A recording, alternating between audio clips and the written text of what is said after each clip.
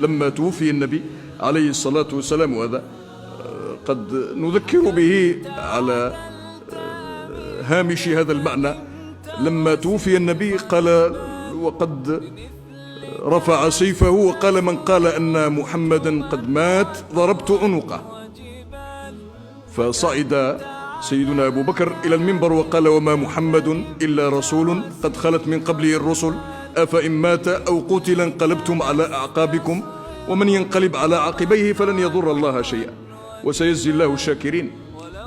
من كان يعبد أيها الناس من كان يعبد محمدا فإن محمدا قد مات، ومن كان يعبد الله فإن الله حي لا يموت. فسيدنا عمر قال: كأنني ما قرأت هذه الآية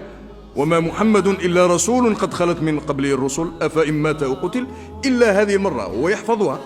ولكنه لم يستحضرها، لم يستحضر المعنى في ذلك الموقف الكبير، لكنه دخل وقد استرجع، دخل على الجثمان المسجع، جثمان النبي عليه الصلاة والسلام في الحجرة الشريفة، دخل عليه وقال: ليس البكاء وإن أطيل بمقنعي، الخطب أعظم قيمة من أدمعي، تالله ما جار الزمان ولا اعتدى بأجل من ذاك المصاب وأوجع،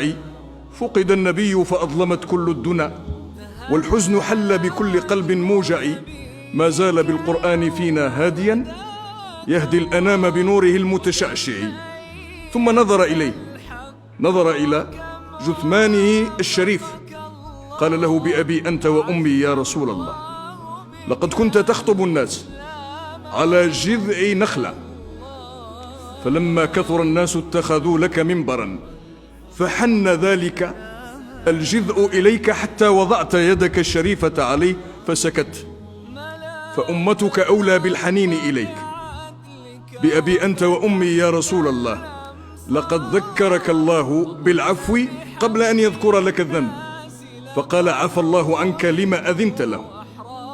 بأبي أنت وأمي يا رسول الله، إن الله جعل طاعتك طاعته، فقال: من يطع الرسول فقد أطاع الله. بأبي أنت وأمي يا رسول الله، إن الله تعالى أرسلك آخر الأنبياء وذكرك أولهم، فقال: وإذ أخذنا من النبيين ميثاقهم ومنك ومن نوح وإبراهيم وموسى وعيسى بن مريم وأخذنا منهم ميثاقا غليظا. بأبي أنت وأمي يا رسول الله،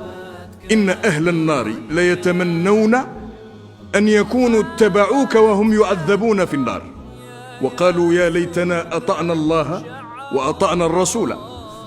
بأبي أنت وأمي يا رسول الله، إن كان الله تعالى قد أعطى موسى أن ضرب بعصاه الحجر فانفجرت منها 12 عينا، فما ذاك بأعجب من الماء الذي نبع من بين أصابعك.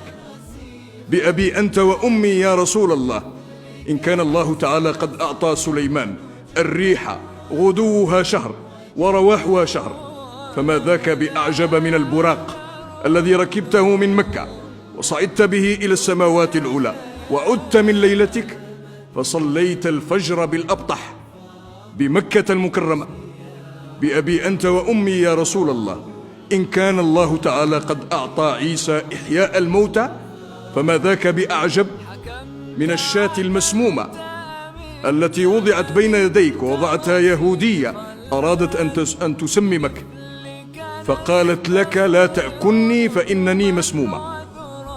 بأبي أنت وأمي يا رسول الله، لقد دعا نوح على قومه فقال: رب لا تذر على الأرض من الكافرين ديارا، وأنت قد ضربت وأخرجت وأوذيت وشج وجهك وكسرت رباعيتك،